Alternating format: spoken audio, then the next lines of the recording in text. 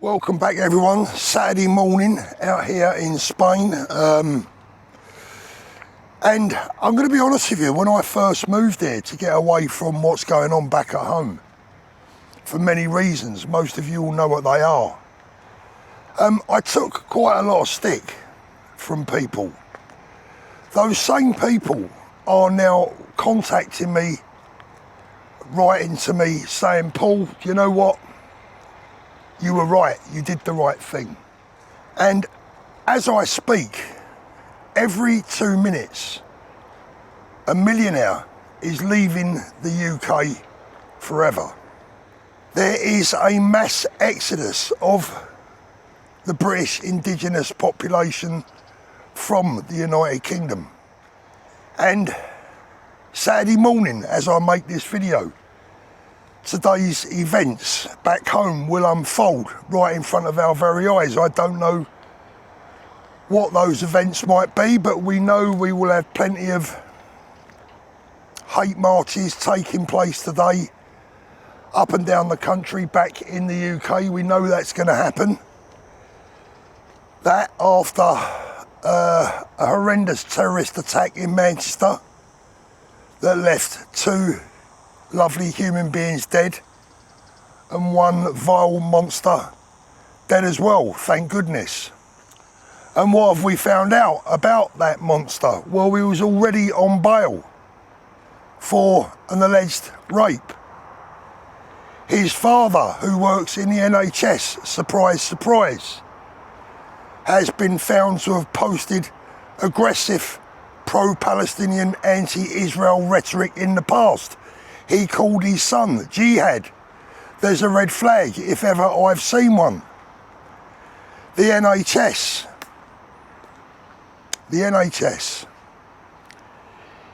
Imagine what it would be like to be Jewish back at home right now and you need to visit the hospital. Let's say your name is typically Jewish. Let's say your surname is Cohen. Imagine that your doctor is from the Middle East or is of the Muslim faith. And there are a vast many of them, and I'm not saying that they don't do a wonderful job. They clearly do, most of them. But we have seen time and time again from school teachers, from doctors, from people working in very important places that will define sometimes whether you may live or die. How could I visit the hospital back in Brighton knowing full well that probably 80% of the staff there are pro-Palestinians, pro-Palestine, on the left of politics, and probably hate me and hates everyone that doesn't agree with them? That may be unfair. I don't know. And that's the problem. I don't know. Whether I'm right or wrong or not, it doesn't matter. I don't know, and that is my perception.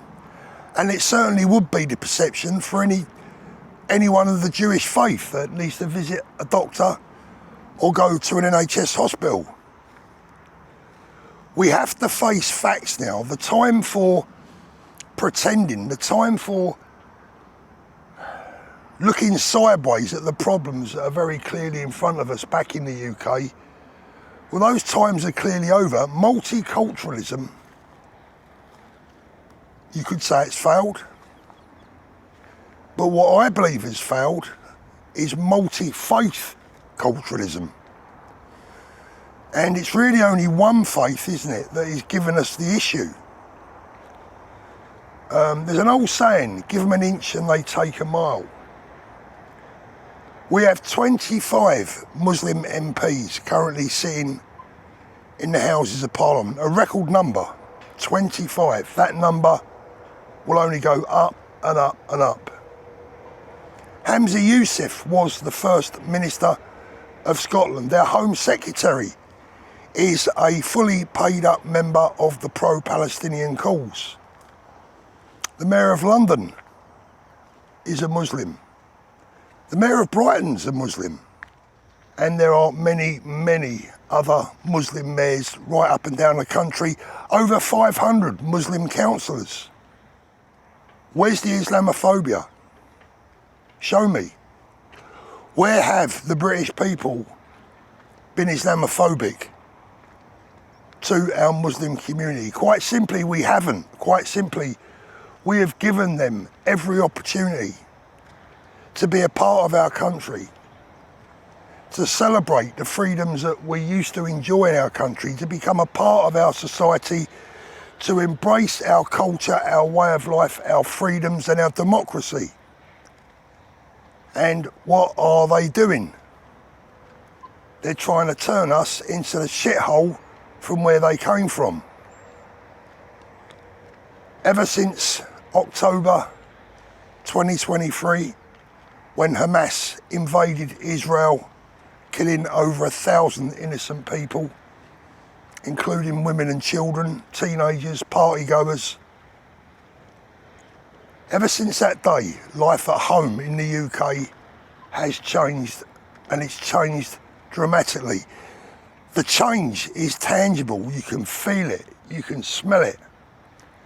Because whereas these people used to wait, they used to hide, they used to sit back patiently waiting, knowing that their day would come. Well, many of them feel that their day has come. This is it. Their revolution has started. Not ours, theirs. Nothing has changed with the indigenous population. We are still and we remain the welcoming, tolerant, kind, caring nation that we have always been. But in the face of adversity now, Saturday morning, remember, we don't know what's going to happen this afternoon at all the hate marches up and down the country. This week, instead of having our backs, instead of standing up and saying, look, we may have different beliefs to you, but we too believe in democracy. We too believe in freedom. We too believe in a peaceful, harmonious United Kingdom. What do? They get out there and they double down on their beliefs and their anti-British, anti-Western, anti-European hatred. Covering their faces, singing their stupid songs, banging their silly drums, calling for global intifada. Many of them calling for a caliphate in the United Kingdom. We know their ultimate aims. Now the problem is, and this is the difficult part, I still believe, and many of you may disagree with me when I say this, I still believe that the vast majority of Muslims that live in the UK just want to live peacefully, happily, get on with their lives and be like you and I. But here's the bad news. Radical Islam, the extremists, will always have the final say over the moderates. And blood is thicker than water. In this case, religion is thicker than friendship. And I genuinely fear that we have reached the point of no return. This isn't going away anytime soon. And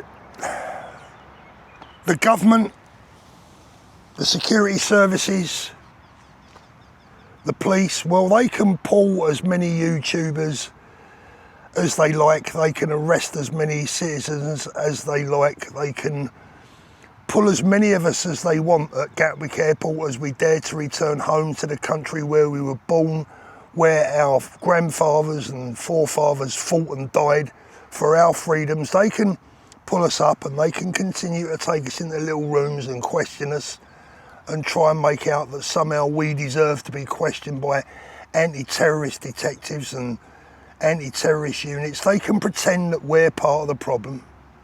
They can do that all they like. Our jails will be ram full of ordinary people, just like they were ram full back in the 1940s in places like Auschwitz, Dachau, Belsen, the list goes on. Ram full with innocent people there because of their religion or because they simply didn't agree with the political views of the leaders. They can do that as much as they want, but the problem ain't going away. There's no putting this cat back in the bag. And it's happening because this government and previous governments, right back to Tony Blair, simply would not listen and refuse to act on the mandate that they were given by the people. All of those previous governments have given us the middle finger, they've given us two fingers, they have told us to stick it where the sun doesn't shine. They were always going to deliver what they wanted, not what we asked them to deliver. And like I said, they can arrest as many people as they like. That's a fact, and nothing will ever change that. And I think we're now, as a nation, we are at a crossroads. And unfortunately, I don't see any way back. I've been giving this a lot of thought over the last 48 hours. And we are now in a position, the country is now in a position, this Labour government has now put us in a position where it's either fight or flight. And when I say fight, I mean politically, let me get that straight. I mean metaphorically fight, I don't mean physically fight. I mean we need to fight politically in every legal and peaceful means possible before our country and everything that we love about it is gone forever. We are now in a situation that I thought we wouldn't be in for at least another 20 years. The position that I thought we may be in 20 years is happening right here, right now. Ordinary, loving, kind citizens that just want to get on with their lives, love their families, go to work, pay their taxes and live a normal, happy life. People like myself are now exiled from our own country and people are leaving by the hour. Only yesterday, I had 3 messages from very good friends of mine who are now making plans to get out. People who I would never ever have dreamt would leave the United Kingdom, ever. And by the way, neither did they. But these people now have the vision. They are seeing what's happening. They can feel it. Everyone can feel it. It's in the air. You can grab hold of it. You can taste it in your mouth. This is not going away. And it's fight or flight. If you're not prepared to fight, if you're not prepared to do everything that you can within your power to stop this takeover from happening, then my advice would be to get out. Now, I have got out, but I'm still fighting. That's what I'm doing right now. We all have our own ways of fighting. We do everything that we can do within our power. I am 65 at my next birthday. There's not much else that I can do right now other than join a political party, make as many videos as I can and try and awaken as many people as possible. And also, by the way, to try and keep everyone peaceful and on a level playing field. That's all I can do. And it's everyone's job out there now to wake up their friends, their families, their neighbours, to share all of our videos. Because if we don't fight back now, if we don't win this now, we are lost forever. Look what Keir Starmer's response was to all of the hate marches, to the pro-Palestinian, hard-left, socialist, communist, Antifa-led thuggery and violence and the assassination of Charlie Kirk, God rest his soul, the violence against the right people on the centre right of politics, Tommy being attacked at an underground station, Nigel Farage being attacked, attempts on Donald Trump's life, all of the things that have taken place, all of the problems that we have with grooming gangs. And remember, the Labour Party voted against the grooming gang inquiry. I wonder why. There's a clue for you. all of the problems that we have with radical Islam, the terrorist attacks, what does he do? What is his response to all of those fears after he attacked everyone and labelled them as being far-right, racist, thugs? What was Keir Starmer's reaction to all of the indigenous population's genuine fears and concerns? Well, he appoints a Muslim who is dedicated to the Palestinian cause as our Home Secretary. They ain't even hiding it anymore. This isn't a government. It's a political, it's a cultural, it's a ethnic takeover of our country and everything that we hold dear. And I never like to speak about ethnicity, because as far as I'm concerned, up until very, very recently, ethnicity has never really played any part of my thoughts. But now it's starting to creep in, and I tell you why. Because Shabana Mahmood mentioned it earlier in the week. She's the one that spoke about ethno-nationalism. She's the one that brought up her race. She's the one that spoke openly about race. The Labour Party are now openly speaking about race, when for us, for most of us at least, watching this, it's never been about race. It's not about race, it's been about culture. But we have to understand the type of people that we're dealing with here and their beliefs. Shabana Mahmood has openly said and admitted, I don't need to play the clip again, you've all seen it 100 times, that Islam is the most important thing in her life. And the Quran clearly states that every good Muslim should look to take over the world, to create an Islamic state, an Islamic caliphate, wherever possible. So either Shabana Mahmood was lying to her own people and her own religion and her own God that she says she has a calling to and it is the most important thing in her life. Either she's lying to them or she's lying to us. You can't have it both ways. You can't tell us that Islam and your God is the most important thing in your life and then pretend